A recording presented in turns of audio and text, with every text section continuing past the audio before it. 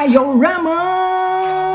Whoa. Welcome again to the Shai-o-rama YouTube channel or Vimeo channel or Facebook channel, wherever this episode is going to be appearing, but mostly on the YouTube channel, of course. So this is episode 4. In episodes 1, 2, and 3, I share with everyone about trading cards and how trading cards look like in terms of the Marvel comic universe and how they depict all these supervillains and superheroes, and they're very useful for those who want to learn a bit more about the universe, the Marvel universe, very expansive universe, about who these characters are, their origins, their backstory, the storyline, their powers and abilities and all that. And all these characters usually are intertwined and interconnected with one another. Today, I'm going to share with everyone a comic. And this is a comic based on my most favorite character from the Marvel universe. So if I am going to share in these episodes things to do with comics, might as well start with the character that I love the most. I grew up with this character. I own a lot of his comic series, and that character is Silver Surfer. And this is the first episode of the Silver Surfer. And I've got episode 1 until episode around 96, around that amount. So I've got the full set for a few years, and then I kind of stopped buying them because they became more expensive, and also I couldn't grasp the new kind of storyline that it was developing then. So let's take a look at this first issue. Now remember, this is a reissue because Silver Surfer appeared in the 1960s, 1970s. So this is a reissue during the Silver Age, but it does provide us with a lot of information about who Silver Surfer is. As you can see from the cover page here, we've got Galactus. Galactus is the master of Silver Surfer. Silver Surfer is one of Galactus's heralds, servants. If you've watched Fantastic Four with the Rise of the Silver Surfer, Galactus was arriving Earth, and he was about to engulf to eat Earth because he is the eater of worlds, the eater of planets. And Galactus has a lot of heralds, including Silver Surfer. I can name others, for example, Destroyer. The Destroyer that you see in one of the Thor Marvel Cinematic Universe movies. Destroyer was the defender of the Tesseract, and he appeared and then they were fighting with one another. So that's one of Galactus's heralds as well. We've got Drax, we've got Drax, we've got Morg. Not Drax. Sorry, I always confuse Drax because he looks like Morg and Drax. So we've got Silver Surfer. We've got here is Nova, who's also a herald. We've got Drax, we've got Morg, we've got Destroyer, and a few others, like for example Firelord. So the idea is this: the reason why the Silver Surfer is a Silver Surfer is because Galactus was about to eat his world. His name back then, before he became a Silver Surfer, was Norrin Radd. So he was just a normal being in his normal world, but because Galactus was about to engulf his world, his planet, so he struck a deal. He said, "Oh Galactus, don't eat my world. If you don't eat my world, I can become your servant, your faithful servant." So that's what happened. Galactus converted him into his servant with cosmic powers. And they are one of these heralds, as well as Galactus. These are one of the strongest. They are part of the strongest characters in the Marvel Cinematic Universe, the Marvel Cosmic Universe. If you think that the Avengers, the X-Men, the X-Factors, the New Mutants are strong, these cosmic beings are stronger. They are far stronger. They are far stronger. Now, in this episode as well, as you can see here, if you remember, the Rise of the Silver Surfer, the movie, came as part of the Fantastic Four franchise. And as you can see here, we've got the Fantastic Four characters here, but one is unlike the other. We've got Reed Richards, who is Mr. Fantastic. We've got Invisible Woman, Sue Richards. We've got Thing, and we are meant to have Human Torch here. But in this book, it was informed to all the readers that Human Torch was on honeymoon, and in place of Human Torch was none other than Jennifer, She-Hulk. Now, if you've seen the trailer for the trailers of the Marvel Cinematic Universe, the upcoming movies, She-Hulk is going to happen. It's going to happen sometime around next year. We're going to see the female version of the Hulk, which is kind of like a relative to Bruce Banner, the actual Hulk. So the book is all about that. It's all about the Silver Surfer just minding his own business, flying around the interstellar, the space, and then he kind of he stumbled upon Fantastic Four. That's what happened. He stumbled upon Fantastic Four. Actually, they met up, and in this instance, they're not foes, they're not enemies, they're just friends. You see, unlike the movies. These folks, they are, they're talking casually, and Thing is talking about Human Torch not being here because he's on honeymoon and all that, and Jennifer is in there as She-Hulk. So yeah, so that's what it is. This book is about introducing the Silver Surfer, reintroducing who the Silver Surfer is. The Silver Surfer goes with his surfboard. You've got Victor Von Doom in there as well. This is just an introduction of who Silver Surfer is, and he's a very powerful character. And in his others, for the next issue, second issue, and the third issue, we'll see more of how he's as powerful as the Elders.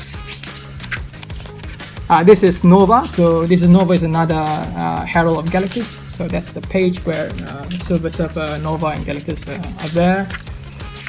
So yeah, so that is issue 1. It's all about introducing Silver Surfer to the comic readers. I want to bring up this other issue. This is issue 3. It's still in its backboard. I opened the Silver Surfer one just to show everyone what's inside. Silver Surfer issue 3. It seems that he is fighting. Well, he is fighting against Adam Warlock, because he looks like this golden man. He looks a bit like Adam Warlock-ish and all that. And we know that the Adam Warlock arc is going to happen because we already have the casting for that, and it's going to happen sometime in 2022 or 2023. We don't know. Marvel Cinematic Universe will be going for that Adam Warlock arc. But this is not Adam Warlock. This is someone who is called the Runner. He's one of the seven. He's one of those 7 elders of the cosmic universe. Let's see if I can find where that's mentioned here. You got the Kree in the Skrulls. Here's the page. So you've got the Collector. You've met the Collector somewhat and the Grandmaster somewhat in the Marvel Cinematic Universe. If you remember, the Collector is the one, the Benicio del Toro, who was collecting a lot of these artifacts, space artifacts, including the Tesseract, even all these other very impressive artifacts that will be appearing in the future. Hopefully, I'm not going to spoil the fun here. I know some of those artifacts, so I'm not going to spoil the fun. Maybe in the future it'll be mentioned. You've got the Grandmaster as well. If you've seen when Thor Ragnarok, it was Ragnarok, when Thor was with Hulk during in this planet. That planet was run by the Grandmaster. The Grandmaster was the one who run the whole premise, and he was doing all these games, for example, like the battles in the Colosseum and all that. And Grandmaster was there, and was acted by Jeff Goldblum. So we've got the Champion, we've got the Gardener, the Contemplator, the Possessor, and the Runner. And that's who this is. This is one of the 7 elders. This is the Runner, and he is a very strong elder.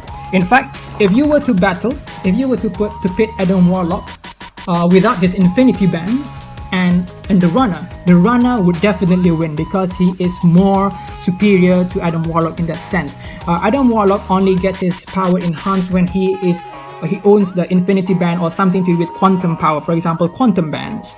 So if he owns the quantum bands, of course he will be more powerful than the Runner. But when it's a fist fight without any artifacts and all that, the Runner would definitely win.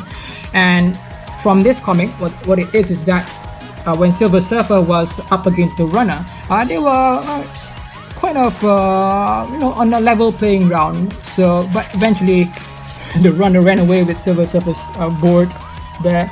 And at the very end of this series, you'll find a character from the Guardians of the Galaxy that we know is who served Ego, the father of Star-Lord, and that's her appearing, and Mantis, one of the Guardians of the Galaxy members. So as you know from the movies, Mantis was at the time serving Ego.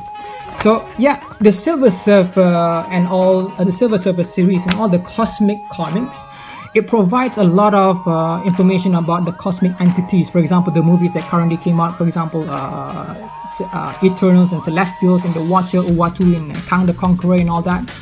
Those are very much relevant to the cosmic universe, especially in terms of the Infinity War, where the next step ahead of the Infinity War would be the Infinity Saga, the Infinity Watch, and we also have the Kree-Skrull, the War, and then the Secret Invasion and all that.